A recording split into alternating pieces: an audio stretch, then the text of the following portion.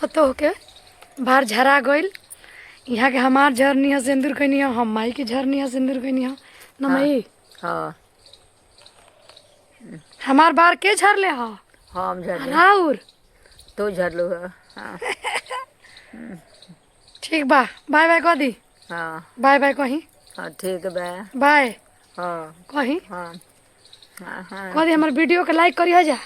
हाँ। कह दी वीडियो के लाइक करी जा। हमने के वीडियो का लाइट करी है जा। हमने के बेटी सास पतो है जा। हाँ पतो है हमार।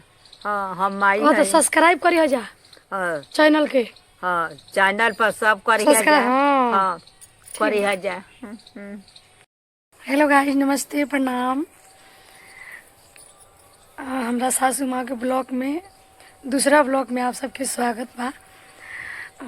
देखिए हमार सासू माँ हमार बाल झड़नी हाँ और कितना सुंदर चोटी कइल बानी। देखिए कितना सुंदर से चोटी करके सिंदूर कैनी हाँ। अब यहाँ का हम जाते हैं झड़े भाई। जयहन के तेल लगैले ह? आय के तेल लगैले ह? हम लौनी है। चोटी के कैला ह? जातनी से सिंगूर करे के बा।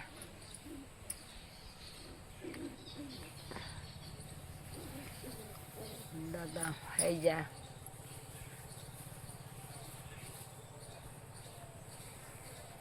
हो गइल और करे नहीं चले।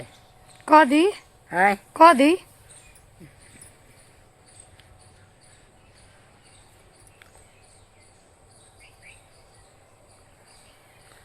हो गइल ला। हाँ चलो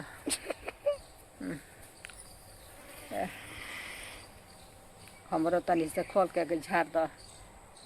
कुछ कही हमें वीडियो में कुछ कही हमें का कहम।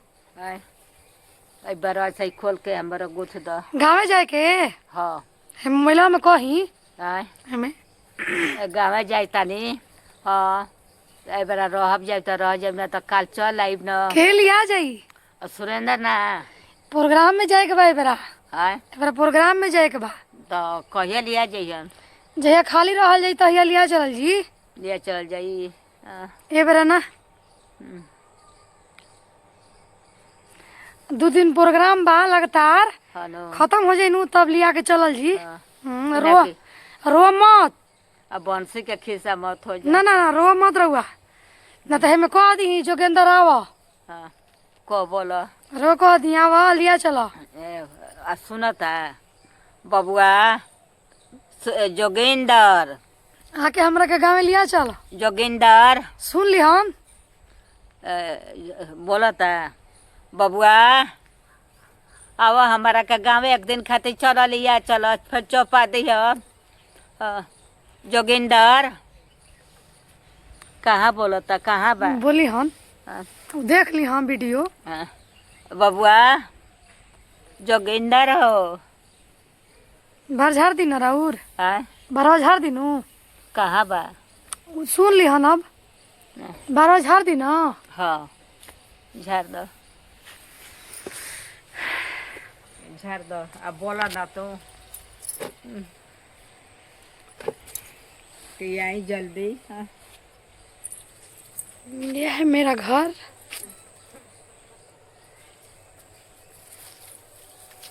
और ये हमारे डॉगी लोग देखिए।